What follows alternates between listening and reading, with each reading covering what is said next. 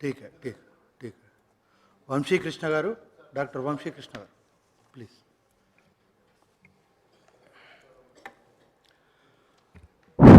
అధ్యక్ష మాజీ మంత్రివర్యులు మాజీ పవర్ మినిస్టర్ అయినటువంటి గౌరవ జగదీశ్వర్ రెడ్డి గారు మాట్లాడుతూ మేము కందిళ్ళ కింద చదువుకున్నాం, దీపాల కింద చదువుకున్నాం, కరెంట్ అనేది ఉండలేదు, కేవలం టీఆర్ఎస్ అంటే ఇప్పుడు బీఆర్ఎస్ పార్టీ వచ్చినాకనే ఈ కరెంటు వచ్చింది, గతంలో కరెంటు లేదు, ఎవరు కూడా ఇళ్లలో కరెంటు పెట్టుకోలేదు అనే మాటలు మాట్లాడారు.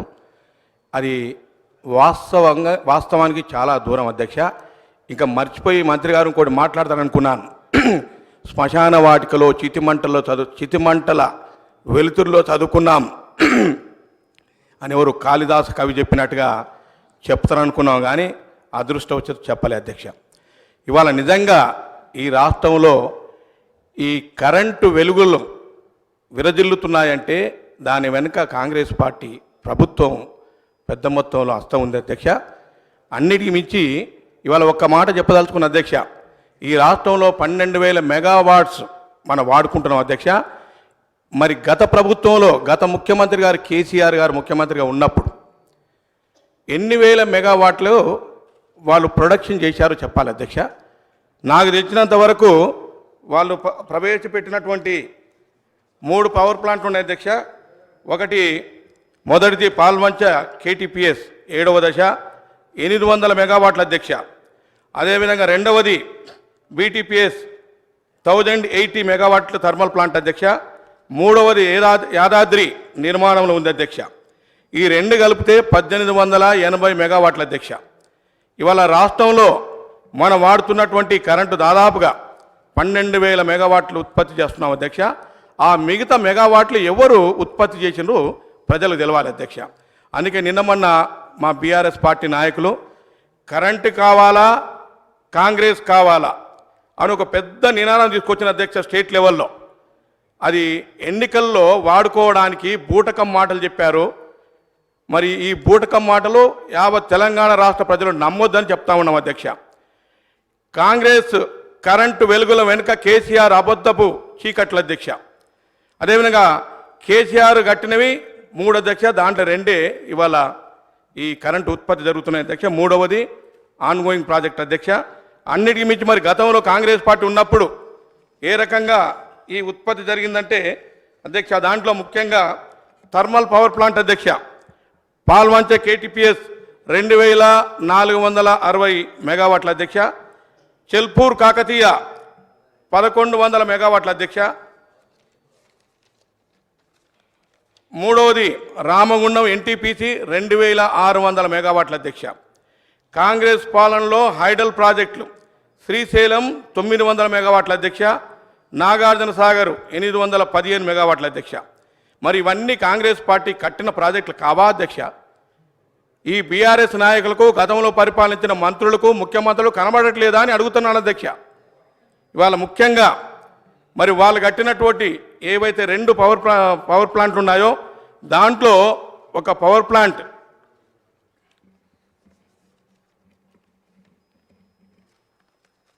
వాళ్ళ పాలనలో చేపట్టినటువంటి పవర్ ప్లాంట్ కేటీపీఎస్ 7వ దశలో అవినీతి కోసం నాసి రకంగా నిర్మాణం చేసి 2018 డిసెంబర్లో స్టార్ట్ అయితే 5 సార్లు 9 నెలల పాటు విడతల వారిగా షట్ డౌన్ అయిన మాట వాస్తవమా కాదా మీ ముందు చెప్తా ఉన్నాను అధ్యక్ష. అదేవిధంగా ఇప్పటి వరకు మరి వాళ్ళు ఉత్పత్తి చేసింది 1880 అయితే ఏ రకంగా ఈ రాష్ట్రానికి మొత్తం మేమే కరెంటు తెచ్చాము, గత ప్రభుత్వం ఏమి పట్టించుకోలేదు, గతంలో ఎవరు కరెంటు చూడలేదు, కరెంటును మేమే ఉత్పత్తి చేశాం, ఇక నయం కరెంటును మేమే తయారు చేశామని చెప్పుకోలేదు అధ్యక్ష. ఇది 100% సత్యదూరం అధ్యక్ష. అదేవిధంగా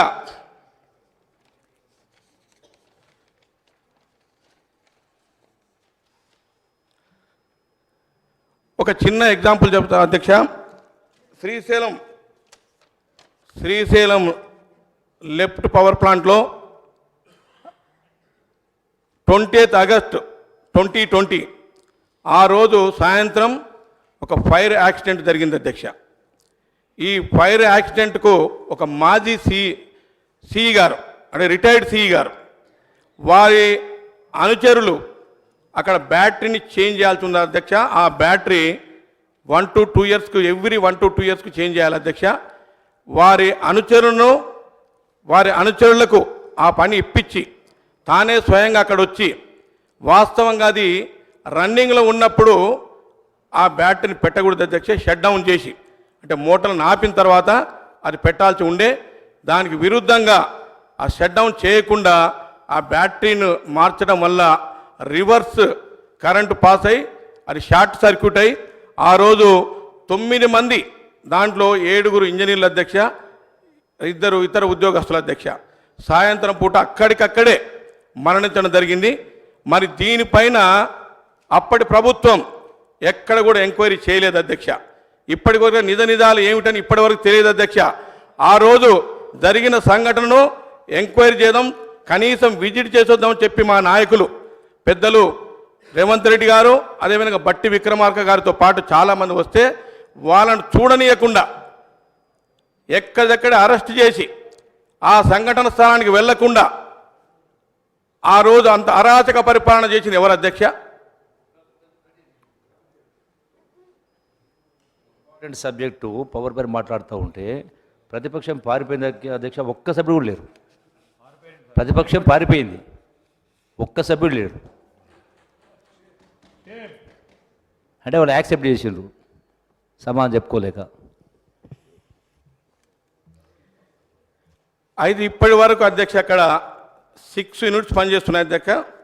4th యూనిట్ ఈ రోజు వరకు కూడా యూసేజ్లకు రాలేదు అధ్యక్ష, స్టార్ట్ కాలేదు అధ్యక్ష. దాని నుంచి దాదాపుగా ప్రభుత్వానికి 150 కోట్లు నష్టం వాటిల్లింది అధ్యక్ష.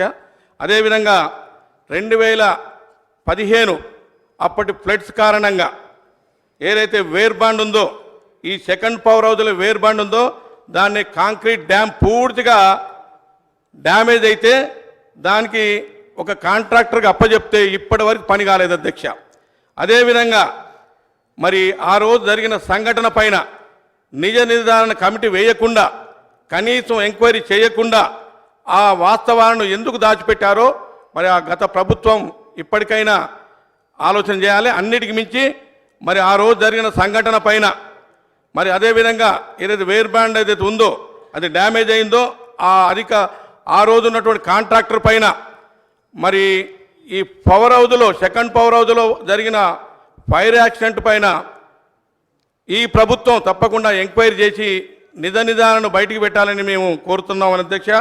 అన్నిటికీ మించి మరి ఈ ప్రభుత్వం పదే పదే చెప్పుకుంటుంది, మేము రైతులకు పెద్ద మొత్తంలో మేలు చేశామని చెప్తున్నట్టు ఈ ప్రభుత్వానికి ఒక క్వశ్చన్ వేసి అధ్యక్ష, టీఎస్ జెన్కో ట్రాన్స్కో 3వది కూడా ఓపెన్ చేశారు అధ్యక్ష, దంచుకో. అంటే ఎందుకు చెప్తున్న ఈ మాట అంటే విపరీతంగా ఛార్జీలు, కరెంటు ఛార్జీలు పెంచి, సర్ఛార్జీలు పెంచి ఎక్కడిదక్కడ బలవంతం వసూలు చేసి ఈ రకంగా ఇబ్బంది పెట్టినటువంటి గత ప్రభుత్వానికి తెలియదా అధ్యక్ష? ఇవన్నీ ఈరోజు కాంగ్రెస్ పార్టీ ప్రభుత్వాన్ని మరి మీరు ఏ రకంగా చేస్తున్నారు, ఇవన్నీ రకరకాలుగా మాట్లాడుతూ ఉన్నారు కదా, ఒక్కసారి ఆత్మ పరిశీలన చేసుకోవాలి అధ్యక్ష. అదేవిధంగా మరొక మాట చెప్తున్నారు, ఏమని, రైతులు ఎప్పుడు కూడా రోడ్ల మీదకి రాలేదు, ధర్నా చేయలేదు, మేము 24 గంటలు కరెంట్ ఇస్తా ఉన్నాం అని పదే పదే చెప్తున్నారు కదా అధ్యక్ష. ఇవాళ గత ప్రభుత్వంలో ప్రతి మనిషి, తెలంగాణ రాష్ట్రంలో ఉన్న ప్రతి పౌరుడు భయభ్రాంతులతో బతికిన మాట వాస్తవం అధ్యక్ష. ఆ రోజు ఎవరిని కూడా ధర్నా చేయనీయలే, ఎవరిని కూడా రాస్తారోకో చేయనీయలే, పోలీసులను పెట్టి ఎక్కడిదక్కడే నిర్బంధించి కనీసం వాక్ స్వతంత్రం ఉంది కదా అని మాట్లాడదామంటే కూడా మాట్లాడనీయలేనటువంటి ఈ గత నియంతృత్వ ప్రభుత్వానికి మేము సవాల్ చేస్తా ఉన్నాం అధ్యక్ష. మరి ఆ రోజు మీరు గొప్పలు చెప్పుకుంటారు కదా, ఎవరు ధర్నా చేయలేదని, ఎందుకు చేయలేదని ఆత్మపరిశీలన చేసుకోండి. ఫార్మర్ భయపడ్డాడు అధ్యక్ష, విద్యార్థి భయపడ్డాడు అధ్యక్ష, అదేవిధంగా ఉద్యోగస్తులు, ప్రజా సంఘాలు, ప్రతి ఒక్కరిని భయపెట్టినటువంటి ఘనత గత ప్రభుత్వానికి అధ్యక్ష. ఆ రోజు మేమందరం కూడా ఫార్మర్స్ని తీసుకొని ప్రతి సబ్ స్టేషన్ ముందు ధర్నాలు చేశాం అధ్యక్ష. వాళ్ళంతా సత్యదూరమైనటువంటి మాటలు చెప్తా ఉన్నారు. అది వాస్తవంగా అధ్యక్ష. చాలామంది 24 గంటలు కరెంట్ వస్తలేదు, 9 నుంచి 11 గంటల కరెంటే వస్తుంది, ఇది అన్యాయం జరుగుతుంది, మా చేను ఎండిపోతున్నామని పదే ఎన్నిసార్లు రైతులు మొత్తుకున్నా వాళ్ళ మొరను ఎవరు ఆలకించే వాళ్ళు ఉండలేదు అధ్యక్ష. అంతెందుకు మా నాయకుడు ఇప్పుడున్నటువంటి మంత్రివర్యులు కోమటిరెడ్డి వెంకరెడ్డి గారు లాగ్ బుక్ తీశారు అధ్యక్ష. తీసినప్పుడు దాంట్లో వాస్తవాలు తెలిసినాయి అధ్యక్ష. 9 నుంచి 11 గంటల కరెంటే వస్తుందని చెప్పేసి ఆ లాగ్ బుక్లో, అది అఫిషియల్ బుక్ అధ్యక్ష, ఎవరో మ్యానిపులేట్ చేసింది కాదు, ఎవరో తీసుకుపోయి అక్కడ పెట్టింది కాదు. ఆ వాస్తవాలను చెప్పినప్పుడు ఒక్కరు కూడా దాన్ని కౌంటర్ చేయలేకపోయారు అధ్యక్ష. పైపెచ్చు అక్కడ ఉన్నటువంటి లాగ్ బుక్కులను తీసుకెళ్ళడం జరిగింది అధ్యక్ష. ఎక్కడ మా మోసాలు బయటపడతామని చెప్పేసి ఆ రోజు లాగ్ బుక్లను దాపెట్టిన ఘనత మీది కాదా అని అడుగుతున్నాను అధ్యక్ష. అదేవిధంగా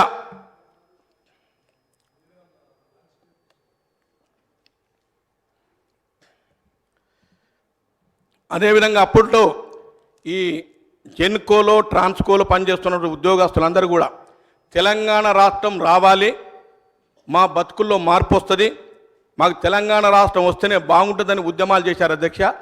ఆ ఉద్యమాలు వాళ్ళు మొదటి వరుసలు కూడా ఉన్నారు. కానీ తెలంగాణ రాష్ట్రం వచ్చిన తర్వాత వారు అన్యాయానికి గురి కాబడ్డారు అధ్యక్ష. విశేషం ఏమిటంటే బాగా పనిచేసిన వాళ్ళను డిమోషన్ ఇచ్చారు అధ్యక్ష. ప్రమోషన్ ఇవ్వాల్సినటువంటి ప్రభుత్వం వాళ్ళను డిమోషన్ దాదాపుగా 150 మంది ఇవాళ డిమోషన్ గురైన సంగతి అందరికి తెలిసిన విషయం అధ్యక్ష. వాళ్ళను నేను మా ముఖ్యమంత్రి వర్యులను అదేవిధంగా మా పవర్ మినిస్టర్ గారిని విజ్ఞప్తి చేస్తామంది అధ్యక్ష.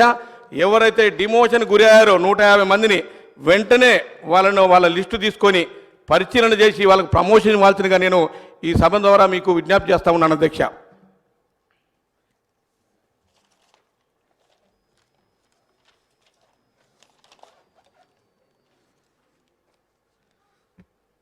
అధ్యక్ష, విద్యుత్ రంగం మన రాష్ట్రంలో ఇది ప్రభుత్వ రంగం అధ్యక్ష. దాదాపుగా 50,000 కోట్ల టర్నోవర్ జరుగుతుంది అధ్యక్ష. మరి గత ప్రభుత్వం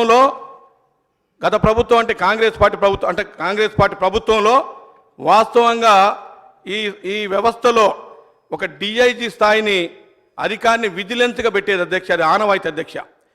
మరి వాళ్ళను విజిలెన్స్ హెడ్గా ఉండేవారు, ఆ అధికారిని జేఎండి విజిలెన్స్ అనేవారు అధ్యక్ష. మరి ఈ రాష్ట్రం రాగానే ఆ విజిలెన్స్ మొత్తం కూడా కనుమరుగైపోయింది అధ్యక్ష. అటువంటి పోస్ట్ ఎక్కడ కూడా పెట్టలే అధ్యక్ష.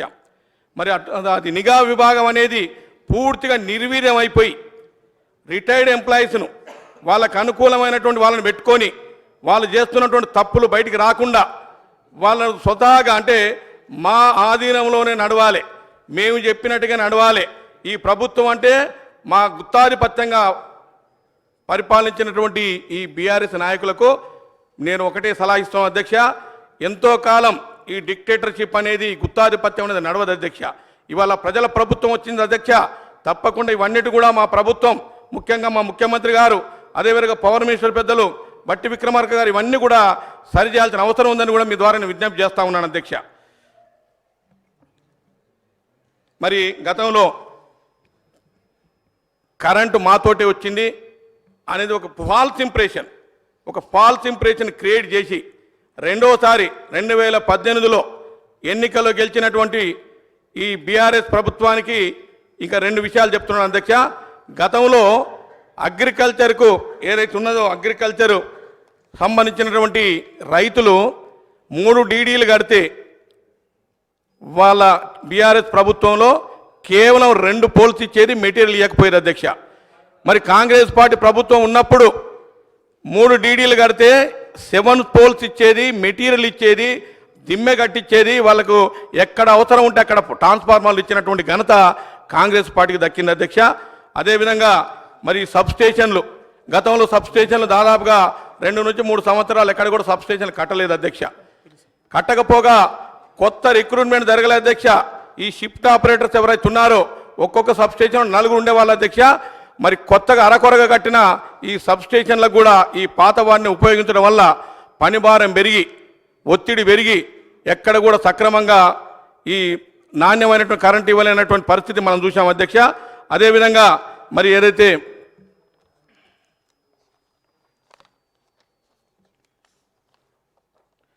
అధ్యక్ష, ఒక విలేకరి, ఒక సంపాదకుడు కరెంటు కాంతుల వెనుక అబద్ధపు చీకట్లు అంటే వాస్తవంగా కరెంటు తెచ్చింది కాంగ్రెస్ పార్టీ, దాన్ని అబద్ధాలు చెప్పి కాంగ్రెస్ పార్టీ తేలేదు మేమే తెచ్చినాం, మా ద్వారానే ఈ రాష్ట్రంలో వెలుగులు అంటే విద్యుత్ వెలుగులు వచ్చినాయని చెప్పేసి పదే పదే అబద్ధాలు చెప్తూ గోబెల్స్ ప్రచారం చేస్తూ ఈ తెలంగాణ రాష్ట్ర ప్రజలను మోసం చేసిన ఘనత మాజీ ముఖ్యమంత్రి కేసీఆర్ గారికి దక్కింది అధ్యక్ష. ఇవాళ కరెంట్ అంటేనే మాది, మాకే పేటెంట్ రైట్ ఉంది, మా ద్వారానే కరెంటు పుట్టింది, మా ద్వారానే ఇవన్నీ కూడా ఏవైతే పవర్ ప్లాంట్స్ వచ్చినవని చెప్తున్నటువంటి ఈ కేసీఆర్ గారి ప్రభుత్వానికి మరొకసారి విజ్ఞప్తి చేస్తున్నాం అధ్యక్ష. ఇవాళ ఈ కరెంటు వ్యవస్థను మొత్తం కూడా అప్పుల ఊబిలోకి నెట్టినటువంటి ఘనత గత ప్రభుత్వానికి అధ్యక్ష, గత ముఖ్యమంత్రిది, గత మంత్రులది అధ్యక్ష. ఇవాళ అటువంటి ఊబిల నుంచి మరి కాంగ్రెస్ పార్టీ ఖచ్చితంగా ఏవైతే ఈ మెజర్మెంట్స్ ఉన్నాయో, రెక్టిఫైయింగ్ మెజర్మెంట్స్ ఉన్నాయో అవన్నీ కూడా తప్పకుండా చేస్తారో. మరి త్వరలోనే ఈ రాష్ట్రానికి ఏదైతే మేము 200 యూనిట్ల కరెంటు డొమెస్టిక్ కరెంట్ ఇస్తామని చెప్పామో అది ఖచ్చితంగా కూడా ఇస్తారని కూడా ఆశాభావం వ్యక్తం చేస్తూ, మరి గత ప్రభుత్వంలో 100 యూనిట్లు ఎస్సీ ఎస్టీలకు ఇస్తామని చెప్పారు అధ్యక్ష డొమెస్టిక్ ఎలక్ట్రిసిటీ. మరి ఇప్పటి వరకు కూడా ఎక్కడ ఇవ్వలే అధ్యక్ష. చాలా చిన్న ఇండ్లకు కూడా, పూరి గుడిసెలకు కూడా ఒక రూము సక్రమంగా లేనటువంటి వాటికి కూడా మీటర్లు ఫిట్ చేసి వాళ్ళకి నెలకు 500-600 రూపాయలు బలవంతంగా వసూలు చేసిన ఘనత గత ప్రభుత్వాన్ని అధ్యక్ష. అదేవిధంగా ఇంకా చాలామంది గతంలో ఉద్యమ సమయంలో కోరుకున్నారు అధ్యక్ష, మాకు ఖచ్చితంగా పర్మనెంట్ వస్తుందని చెప్పి, పర్మనెంట్ అవుతాం మేము, మాకు ఉద్యోగ భద్రత వస్తుందని చెప్పి ఆశపడ్డటువంటి ఉద్యోగస్తులకు ఇవాళ వాళ్ళ ఆశలన్నీ కూడా అడి ఆశలు చేసినటువంటి ఘనత గత ప్రభుత్వానికి అధ్యక్ష. అదేవిధంగా వారు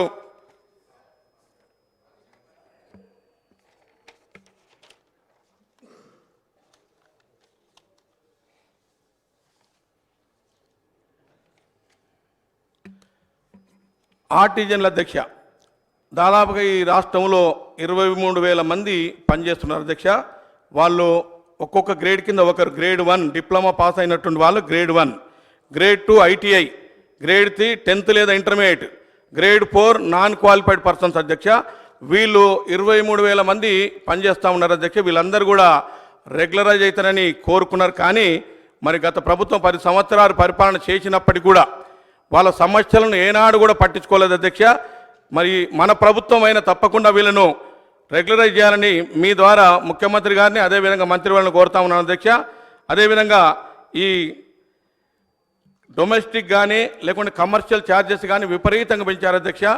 ఎక్కడ కూడా శాస్త్రీయంగా కాకుండా అశాస్త్రీయంగా ఏదైతే అడిషనల్ ఛార్జెస్ కానీ పెనాల్టీ కానీ రకరకాల పేర్లతోటి అందరూ కూడా మోయలేని భారంగా తయారైంది. దాన్ని కూడా ఈ ప్రభుత్వం పరిగణలోకి తీసుకోవాల్సిందిగా కోరుతా ఉన్నాను అధ్యక్ష. అదేవిధంగా మరి అచ్చంపేట నియోజకవర్గంలో ముఖ్యంగా ఈ లో వోల్టేజ్ సమస్య ఉంది అధ్యక్ష.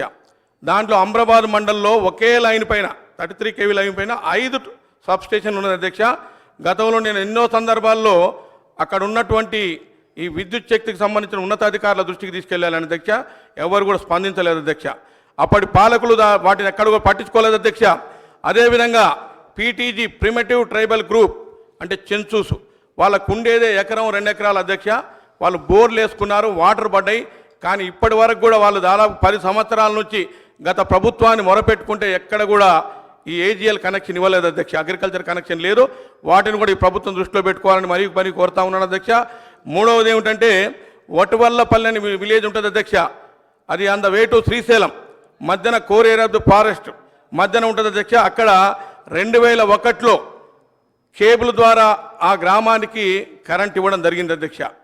2005లో అక్కడ ఉన్నటువంటి కేబుల్ సరిగా పనిచేయకపోతే అప్పట్లో నేను హౌదులో ఉండే అధ్యక్ష. అప్పుడు నేను క్వశ్చన్ చేయడం వల్ల మళ్ళీ దాన్ని 3 కేబుల్ ఏరుతున్న దాన్ని 2 తీసేసి సింగిల్ కేబుల్ ద్వారా మొన్నటి వరకు కరెంట్ ఇచ్చాము అధ్యక్ష. కానీ 2 ఇయర్స్ నుంచి ఆ విలేజ్కి సక్రమంగా కరెంట్ లేదు అధ్యక్ష. ఎన్నిసార్లు అధికారులు కానీ లేకుండా అప్పుడు అక్కడ ఉన్న మంత్రులు కానీ స్థానిక ఎమ్మెల్యే అయితే గతంలో ఏం పట్టించుకోలేదు అధ్యక్ష. ఆయన గాలికి వదిలేసిన కాన్స్టిట్యూన్సీ గాలికి వదిలేసిన గాలికి వెళ్ళిపోయాడు. కానీ మా రిక్వెస్ట్ ఏమిటంటే అధ్యక్ష, ఇవాళ ఆ వట్టువల్లపల్లికి అదేవిధంగా పీటీజీ ప్రిమిటివ్ ట్రైబల్ గ్రూప్ చెన్సూస్కు ఏజీఎల్ తర్వాత అక్కడ ఉన్నట్టు ఓవర్లోడ్ సమస్యను వెంటనే తీర్చాలని మీ ద్వారా మరి ముఖ్యమంత్రి గారికి అదేవిధంగా మంత్రులకు నేను మనవి చేస్తా ఉన్నాను అధ్యక్ష.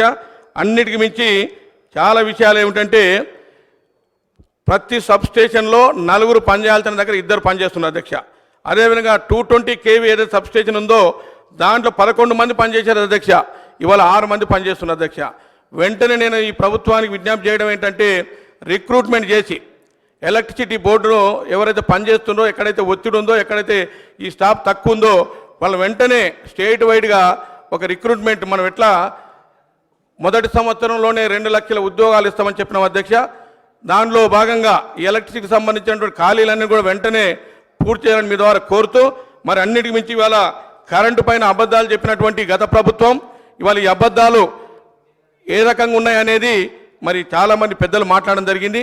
మరి ఏదైతే ఇవాళ నష్టాల ఊపిలోకి ఏ రకంగా పోయింది ఇవి డిస్కమ్లు అనేది మరి పెద్దలు మాట్లాడడం జరిగింది. అన్నిటికి మించి నా సలహా ఏమిటంటే అధ్యక్ష, ఒకటి మనం ఏదైతే 200 యూనిట్ల వరకు మనం ఫ్రీ కరెంట్ ఇస్తామని చెప్పామో దాన్ని ఇంప్లిమెంట్ చేయాలి. అదేవిధంగా ఈ డిపార్ట్మెంట్లో ఉన్నటువంటి ఖాళీలను వెంటనే భర్తీ చేయాలి అధ్యక్ష. ఎక్కడెక్కడైతే ఇబ్బంది ఉందో, ఎక్కడెక్కడైతే అవసరం ఉందో సబ్ స్టేషన్ అన్నీ కూడా సబ్ స్టేషన్ వెంటనే ఎరెక్ట్ చేయాలని కోరుతా ఉన్నాం.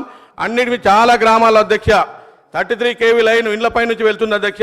అది చాలా చోట్ల ప్రమాదాలకు గురై చాలా మంది మా కాన్స్టిట్యున్సీలోనే దాదాపు 5-6 మంది చనిపోవడం జరిగింది అధ్యక్ష. ఈ కాలనీస్ పైన వెళ్ళినటువంటి 33 kV లైన్ దాని షిఫ్టింగ్ కోసం కూడా ప్రత్యేకమైన చర్యలు తీసుకోవాలని మీ ద్వారా నేను మంత్రి గారికి అదేవిధంగా ముఖ్యమంత్రి గారికి మనవి చేస్తూ మరి అవకాశం ఇచ్చినందుకు మీకు మరొకసారి ధన్యవాదాలు తెలియజేస్తూ సెలవు తీసుకున్నాను అధ్యక్ష. థ్యాంక్ యూ అధ్యక్ష.